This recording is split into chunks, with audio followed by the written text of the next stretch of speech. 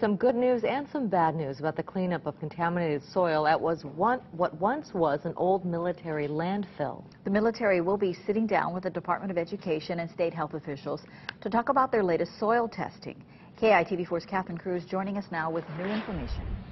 Well, you know, there was initially a lot of concern about the elevated levels of lead and arsenic in the soil when Radford High School started to renovate its track.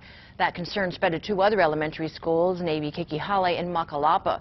But the follow-up testing showed no other major problems. But the focus is now shifting to a playground at Makalapa Elementary and whether it'll be safe enough for students to play on when school starts at the end of July. This Foster Village mom used to run track at Radford High School and remembers hearing stories about it being built on an old military dump. She wasn't surprised when she heard it had to be cleaned up. It is sad and it's devastating but like I said, it's something that they should have brought up a long time ago. My main concern is the effects that it may have on the children. Now that her daughter attends Makalapa, she was surprised to learn that the Navy wants to add dirt to cover Makalapa's playground to make it safer for the students. It is still a concern. We don't know the effects that it can have on our current children.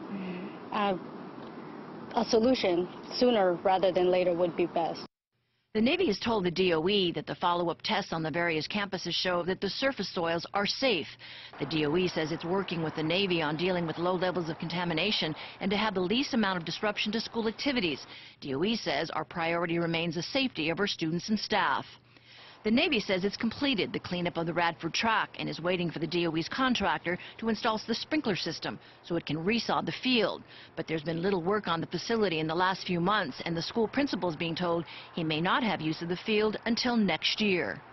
My biggest concern is just, having a safe facility for our student athletes, and also just having a timetable of when are we going to be able to get this project done. And, I know it's, like I said, with construction, we hear July, August, September, October, but it just seems like it's getting pushed further and further back.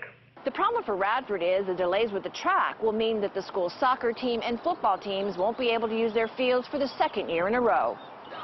It will also mean Radford will have to come up with $10,000 to $15,000 to transport their teams to play their games off campus. Now, the Navy plans to hold a public meeting about its cleanup progress sometime in July.